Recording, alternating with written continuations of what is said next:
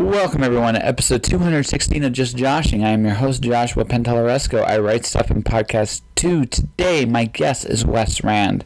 Wes is a Western writer who has a series about a character named Stryker. He's kind of like the man in the Moon Man meets the Punisher. You know, kind of a vicious anti-hero pulp story. It's kind of fun. If you like Parker, if you like any of the old school westerns, this book is for you. His series is for you. He's a pretty straightforward, no-nonsense guy, and we had a really fun conversation. And, like I said, I enjoyed my time with Wes. So let's just get right into it, shall we? So I am with Wes Rand. How you doing tonight, Russ? I'm doing well. Thank you. How are you doing, Josh? I slept really good. It's Christmas at my day job, and it's always insane at my day job this time of year, so I'm putting in a lot of hours. So I have no shame to admit that right now I just rest and do what I can as little as possible on the weekends. Okay. Yeah, that's kind of where I'm at. And how about you? What's this time of year like for you? Yeah, it can be hectic at times. I also have, as we near the end of the year, there's some adjustments that have to be made. I don't want to get too deeply into that. No. Hey, listen. Respectable job, and everything. Hey, listen. Hey, listen. You can have all that stuff classified. It's all good to me. It's all about what you want to reveal to the world. No, but just for the record, I'm just going to think there's just some kind of spy somewhere, or somehow, some way. I mean, just because it's way more fun that way. But that's me. Yeah, I can say, I'm here in Las Vegas, and I'm in collections for the casinos or something. Oh, okay. Man, that would be actually, man, that'd actually be a lot of. I mean, I'm sure that job sometimes is incredibly shitty. Because it's just the way it is. But it also just a lot of fun, too, because the characters you probably have had to meet in this, that's got to be fascinating. Yeah, I imagine those guys walk around with a lead pipe in their back pocket, right? Yeah, exactly. Well, exactly. That's what you'd imagine, right? Instead, it is, a lot of people, again, there's a certain mystique to certain jobs. Good, bad, or indifferent. There's just some jobs have a certain mystique to them, and so it's always fascinating to me just to see what it's like in real life. Usually, it's a lot more civilized, quote unquote. It's not what you think it often is, but sometimes it actually is, which is scary sometimes. I imagine it's mostly on a computer these days. I imagine that too. So thanks for doing this again. I should say that on the air. The first interview, ladies and gentlemen, was very, very, the recording wasn't very good, so he was very kind about this. So, you've been writing westerns for how long? I've got to go back here, 8 to 10 years, I think, yeah. What got you into it? I had read some other western books, chiefly books, and saw movies where the good guy would capture the bad guy and take him back to stand trial, and I didn't want that I wanted the bad guy to get what was doing. I wanted him to really be taken care of. And I read some on the Edge series, and they were pretty good, but still I wanted the good guy to be as mean and as fearsome as the bad guys. And my character in these books is just that. Okay. Huh. So I hear the. Well, okay, that's interesting. How do I put this? So would your character would your character be kind of more than like an anti-hero? He's an anti-hero, that's for sure. Yeah. Okay. His name is Major Neville Stryker. He's had a lot of violent tragedy in his life. Some of the letters on his saddle skirt have been rubbed off with the years and the weather. So what's left is, instead of Neville Stryker, is Evil Stryker. Oh, okay. So kind of like the Punisher for westerns. Pretty damn close. Yeah. Okay. So Just out of curiosity, then are you a fan of other anti-heroes, just like the Punisher or like some of the other ones out there? When I was a kid, I read a lot of stuff, but starting out with the comic books when I was probably, I don't know, 5 or 6 or something like that. Conan the Barbarian. Conan's awesome. So I read those, and what was the other comic book I read? Sergeant Rock. That is a really good one, and a very underrated one today. I don't think a lot of people realize just how. So I'm a comic guy. Like, naturally, I'm just a big, giant comic guy. Sergeant Rock is, pardon me, especially like the older ones, are classic. They're very good war comics. They're excellent stories. Even today, they stand up very well. And, okay, so I guess I'm going to ask this about you. Those comic books these days are probably worth a lot of money. Some of them are, yeah. If you have like the Barry Windsor Smith, John Buscema Conan stuff, that stuff's worth a lot of money, right? Right? If you have that, Conan's just relaunching from Marvel in January, right? They're doing a brand new series with it for the first time in about. Marvel hasn't had the rights to the comic for about 15 years, so they're actually getting it back for like the first time in a long time, and. Yeah, so I'm actually picking it up because I do like Conan, even though the thing about a Conan book, the only problem with a Conan book is after a while it's almost the same story. He goes, fights magic something, slays it, right? And then usually gets fucked over somehow, some way by what he was going after. That's Conan. It's fun. I mean, I love the simplicity. Yet is simplicity of who Conan is. He knows who he is. He walks in, and he has some of the, I think, sometimes very profound things to say about civilization and culture. And I think that's why Conan always, on some level, is relevant. Stryker is actually kind of the same. But I remember, and this, of course, it goes way back. I remember one of the lines in Conan. He's fighting the dragon. It's a mythical dragon, and he cut it with his axe. Yeah. And Conan says, it bleeds. What can bleed can die. And he killed it. Yeah, that's it. It's really simplistic, but it's so true. It's like, you know what? I mean, it was a way of humanizing it for him, because again, you're fighting this big scary dragon. You're like, what the hell am I supposed to do? Oh my god, I can touch it. It can bleed. I can kill it. I can win, right? Which is actually the more important thing, right? So where a lot of people, and that's what makes Conan kind of heroic, is where a lot of people would pale, right? Would pale to deal with whatever he's dealing with. He's like, well, fuck it, let's just do it.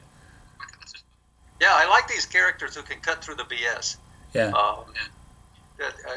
Alexander the Great was given a huge ball of twine by a soothsayer. Apparently, this is supposed to be a true story, and the soothsayer told him that if he could untie this ball of twine, he would be a great leader of men. And what Alexander did is he pulled out his sword and he cut it in two and went on to conquer the rest of the known world. Yeah. Well, it's again, even like as I've gotten older, like one of the things is I get really, my patience for some aspects of people have dwindled. One of the things, a lot of people I know, like I've done some things with writing and podcasting, and I've seen some success, and as a result, I mean, a lot of people come up to me all the time. Hey, I'm going to do this. Hey, I'm going to do that, and I'm always thinking now in the back of my head, why aren't you doing this? Why aren't you doing that? Like, let's just cut through what I want to do, and let's just get to the part where you're doing it, right? Yeah. Because I don't know about you. As I've gotten older, I have less time to waste. Yeah. Yeah. Does that make sense? Stryker's kind of like, yeah, that's exactly right. And I'm older than you are because I don't see any gray hair in your head. Not yet. But Stryker is kind of like these simple characters. He cuts through the BS. He has few friends, if any. He has even fewer enemies because they're all dead. They're all dead. Although, although on an interesting note, because I have so one of my favorite anti-hero characters in literature is Parker, right? Parker. Yeah, the Parker novels. Geez, I wish I had them available. They were done. They're a very old character. But he's a gangster. He's usually a muscle high on muscle, but he has a sense of honor. He does the job he's asked to do and no more, right? And he doesn't break his own moral code to do the job. He gets betrayed by the mob, and then he goes on to I can't remember the name, who the author. It just escapes me at the moment. But the interesting thing about a character like that, and I've always kind of wondered this, so if I ever do, I have a comic series in my head of a character like this I want to do, and can you turn an anti-hero back into a decent person, or is there a point where, okay, like Evil Stryker, that's his nickname, but I'm sure he still has some basic human wants, needs, tendencies, and he's looking for stuff because everybody is, right? Will he ever evolve? Will he ever evolve beyond this, or do you just want to keep him kind of locked into what he's doing right now, forever and ever and ever? Yeah, he's going to be who he is for a long time, but he does have that code that you're talking. He might shoot a man who crosses him, but he wouldn't steal from him. Interesting. So okay. That's an interesting thing. So let's think about this. So do you have like an end point with this, or is this like your ongoing regular deal? Like this is what you want to write for as long as you keep writing. Yeah, I'm going to continue to write these stories. I've written 3 books. I'm working on the 4th. Started to formulate the 5th one. The first book is Left to Die. The second one's Crosscut. Third one is, and the 4th one that I'm writing now is To Die For. And the 5th book is going to be called The Christmas Sleigh. Yeah. And Sleigh is spelled S-L-A-Y. Yeah. So I asked this. So you obviously live out down in the Southwest. Do you farm, or do you go out to the ranch? Just because he's wearing a cowboy hat, ladies and gentlemen. So I have to ask, and again, he definitely yes, and he's got a saddle right there. Sit the saddle, ride the horse. So I have a cabin up in. Well, I've ridden horses before. Like I say, I've been bucked off a few, but I have a cabin up in Utah, up in the mountains, and I go up there a lot and do some writing. Just keep it nice, simple, and quiet at this point? Yeah, I get up early in the morning at dark 30, build a fire in the fireplace, and I'll see what Stryker's up to that day. Ah. So do you just write about Stryker, or do you have other things in mind? Well, there's different characters. He actually killed his first wife, and then the man most responsible for that accidental killing, he murders, and that's why he's on the run all the time, because he's wanted for murder. And but he's met another woman who's quite a unique person. In fact, she was so unique, trying to kill her off, I couldn't kill her off, so I kept her alive. And now he's run into a guy named George Hearst, particularly in the 3rd book. George Hearst is the father, or was the father, of William Randolph Hearst, and who built the Hearst Castle in California. And George is he's a rich man. He made a ton of money in the Comstock Lode in Virginia City. And so Stryker is now doing some chores for him because Hearst had saved his life, so Stryker owes him. That's part of his code. And I'm probably going to continue with that without making it too funky. It's kind of a Mission Impossible kind of a thing with Hearst and Stryker. Well, you can have a lot of fun with westerns, because although the basic premise and background stuff, you can do a lot of different kind of stories. You can do heist stories. You can do what you're doing, basically the man with no name. That's another way of looking at Stryker, right? Man with no name comes into town, kicks some ass, leaves town, right? Which are classic Western stories. And there's the all-time really cool concepts like the Magnificent Seven, right? Which is based off the Seven Samurai. I mean, there's a very Westerns are surprisingly elastic in that they can be very pulpy on the one hand, but they also can be incredibly romantic on the to the other extreme, right? Yeah. So, Yeah. you can do an awful lot in that, and personally, if I ever do a Western story, I would do something like a spy story, because I think that would be, I think that's the perfect cover to do like some really good espionage stuff. That's just me though. I'll have to give that some thought. Yeah. May beat me to it. Because but well, I don't know. That would have to be book number 6. Yeah. So surely you could pin I got my own series I'm coming out with next year. I have an Alice in Wonderland poetry / prose / board game series on one hand, and I have a novel series, a science fiction novel series. It's which is very pulpy, but I too like some of the older school stories. But for me, it was science fiction. It was Roger Zelazny, Edgar Rice Burroughs.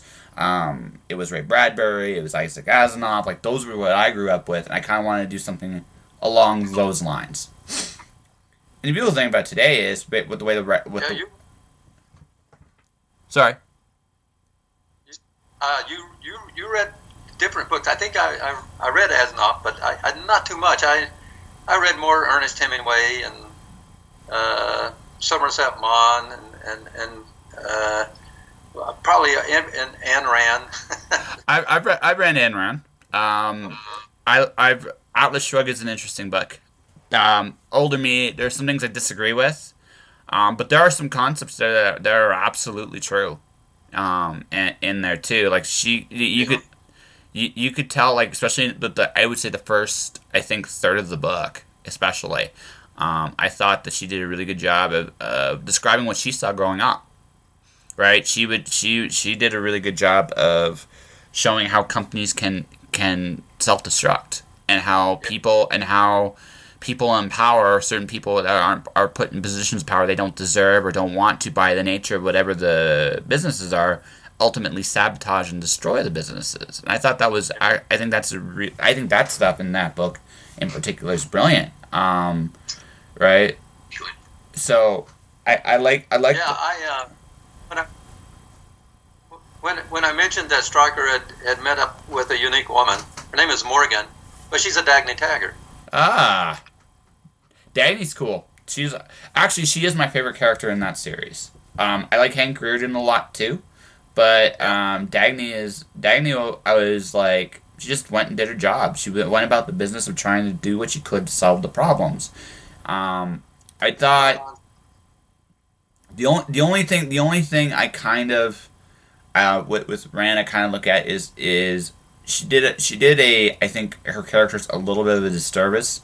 I thought where the stories kind of fell a little short was the concept of passion, because she was emphasizing reason so much. I thought the whole concept of passion in the story was understated, right? And that's kind of and I think honestly that's where the books, if someone goes to me, they don't really feel humane, I understand it, because that part of the story to me was, she never really did a good job of explaining human wants, desires, and needs, and how it should mesh with her ideals and her philosophies. And I thought that was always and so when you look at John Galt, who is my least favorite character in that series, I actually think the other story mistake she made in there is I think Hank should have been the hero all the way through the book. And you might be right about that. Yeah, I thought Hank was the hero until John Galt came along. Yeah, that's my point, right? Like the whole idea. I mean, John Galt, that the island scene where she meets Galt had to happen. But I think to be perfectly honest with you, I thought Hank should have been in the book the whole way through it, because this in a lot of ways he was the victim of the story, because he was watching his competitors take all kinds of unfair advantages because of government interference. He was watching, he was blackmailed into giving up his most prized possession. He was victimized by his wife. Everybody around him hated him. Yeah. Right? Yeah. And so Now, him walking away was great.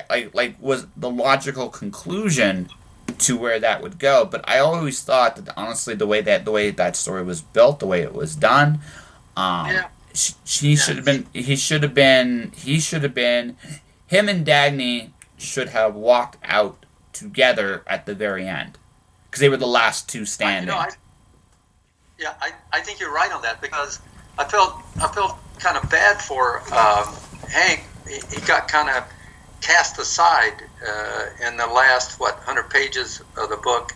That's about 100 to about 200. Yeah, like that's kind of like my whole again, just from strictly a story point of view, right? I think where Atlas Shrugged kind of falls short is she does a very good job of explaining her philosophy, but at the same token, she fails sometimes when it comes to things like faith, passion, like desire, love. Like these are things that don't necessarily fit that model cleanly, and they shouldn't, right? And instead of facing that head on, she shied away from that, right? And I think honestly, it does the books because there's a lot I like about the books. I love Francisco. I love the government dynamic. Some of that stuff that really does happen, right? That has happened in cultures. It's happening. You can argue it's happening right now.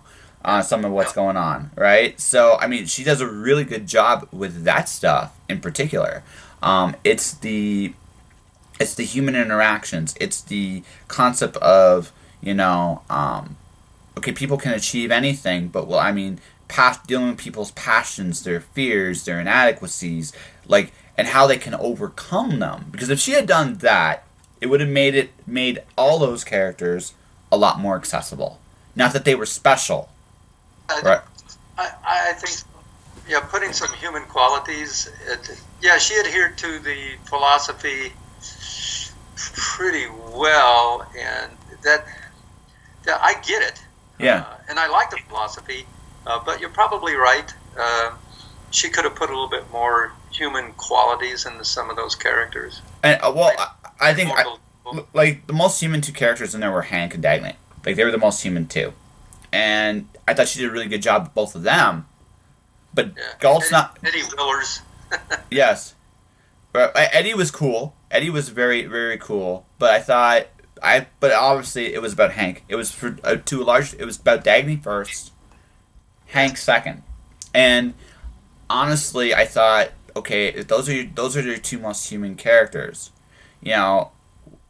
Why didn't Dagny break? Why does Hank keep going when everybody around him seems to want to sabotage him? And why does a man like that surround himself with people like this? Right, and I think that's stuff she should have.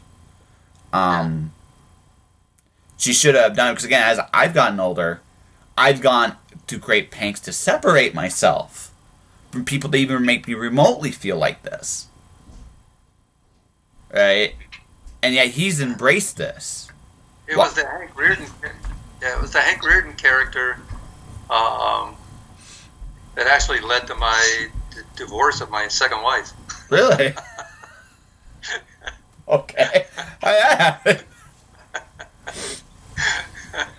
Yeah, my second wife was more like, what's her name, Lillian?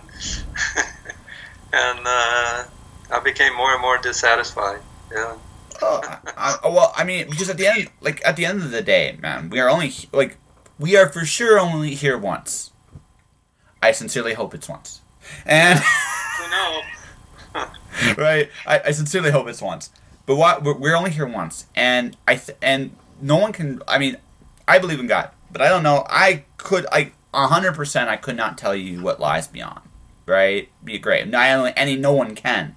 So while you're here, I think we all do what we can. We should to make whatever makes us happy, because honestly, this is all we got. This moment, this thing in time, this is it. So you bring up something. My personal philosophy is a trifecta with Ayn Rand or Ayn Rand. Ayn Rand, yes. Ludwig Wittgenstein, the German philosopher, and Conan the Barbarian. I think Conan's keep it simple. Yeah. And Ludwig Wittgenstein, I don't know if you ever read No, I'm not. No. Well, he was a German philosopher. I think he died in 1950 or 1960. Brilliant man. But he said the things that he's talking about, things outside the world, which is the metaphysical. He said those are just things that we can't talk about, and we simply must pass over in silence. And Stryker kind of goes along with that. There's a passage in the second book in Crosscut where someone asks him about religion, because they see this man who seems to be devoid of any feeling on the inside. And Stryker's response was, "Me and God leave each other alone." Well, like I said, I personally like again, my personal thing is a relationship with God possible? Yes. Can I give you a 100%, guaranteed possibility that it's going to be like what you see on evangelical TV? No. Well, my personal religion has a congregation of one, so no one tells me God or the metaphysical, and I don't tell anyone else about it either. Fair enough. No, I mean, I mean, like everybody's got their thing. Like my thing is, I personally, like, I've interviewed on this show. I've interviewed, people who are atheists. I've interviewed people who worship Satan. You name it. I've gone from every extreme. And one thing I've learned, it's very important to for me to do a show like this is I don't judge anybody. I don't have the luxury to do that. Everybody does their own thing. My job, if I see it, is I give people the opportunity here to tell their story. And everything else, is everything else. And I can still have a drink with, I can have a drink with just about everybody I've interviewed on the show. So. I was in the military 100 years ago. 100 years ago, okay. But the atheists who trumpet that belief, there is a saying that there's no atheist in foxholes.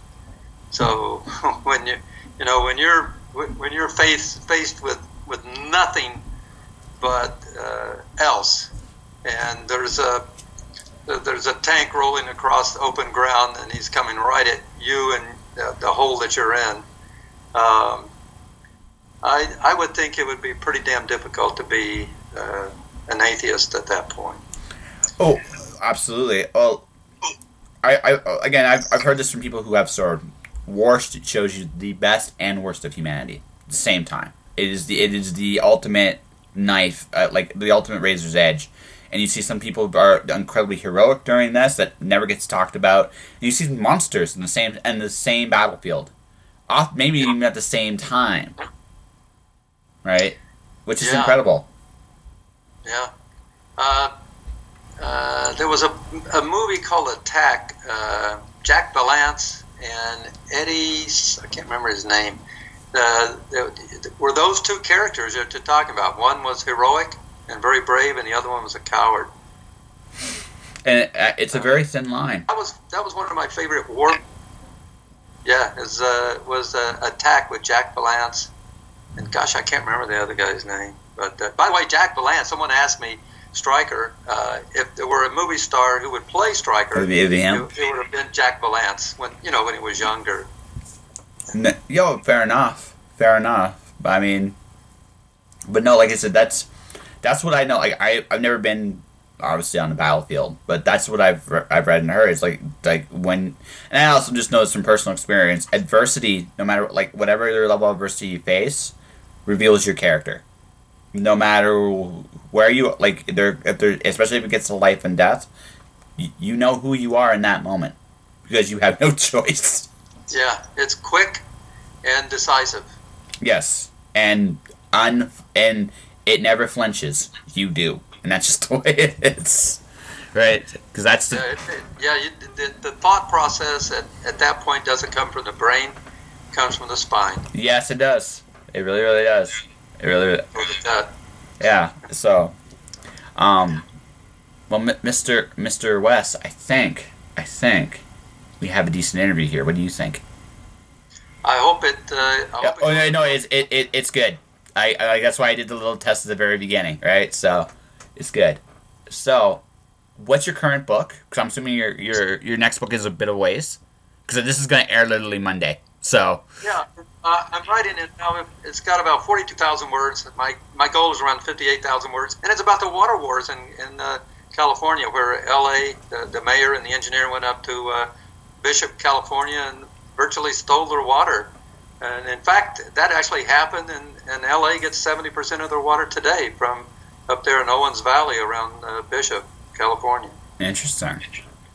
So Stryker has been asked by Hearst, who's a senator, U.S. senator, in that time period, been asked to go over and help out the ranchers, and he does. Huh. Interesting. So when will that be out? Probably late spring, early summer. It's about the water.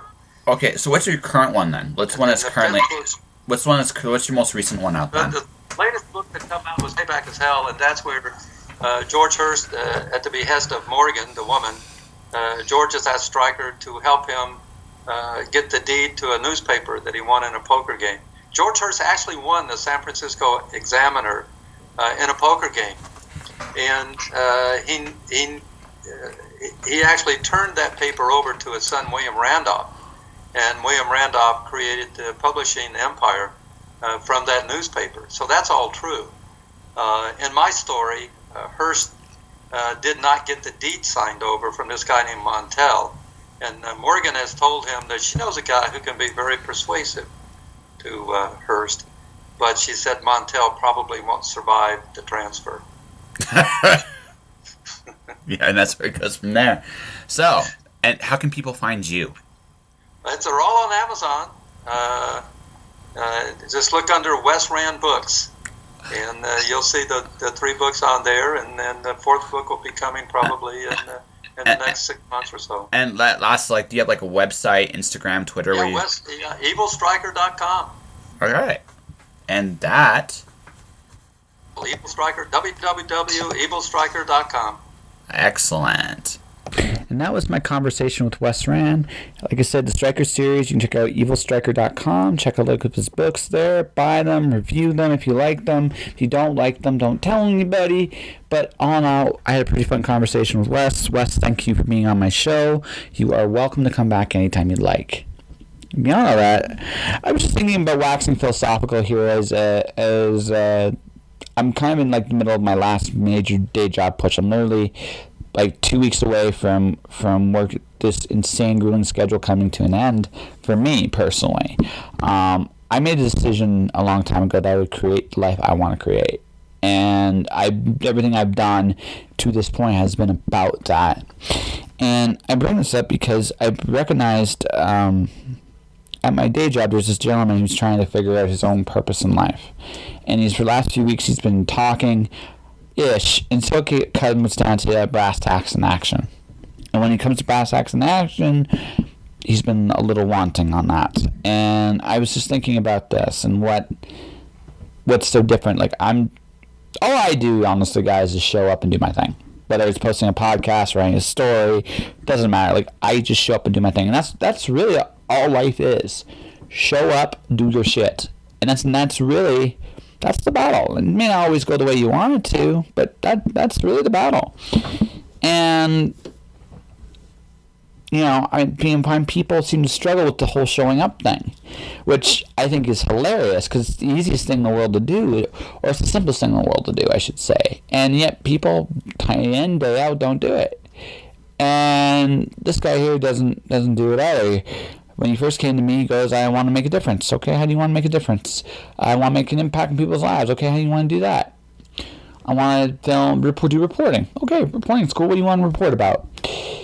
And he went on and on in the circle of just trying to narrow down his focus. Because here's the thing. When you have a dream, if it's a very broad dream, I want to make $1 million. That's a broad dream. I want to make $1 million selling shoes. That's a problem to solve. That's a big, big, big big difference. And the moment you make that decision, now it's about overcoming whatever obstacles, struggles are in your way, and you got to get uncomfortable, and you got to get you have to be willing to do the work, and you have to put yourself out there and say, here I am, let's go, let's see what happens. If I get my ass kicked, I get my ass kicked. If I don't, I don't. But either way, I'm going out there, here I am. And that takes guts. One of the cool things about doing a podcast like this is I get every guest, doesn't matter who's been on this show, has gone out there and done it. Or even the guests I didn't like.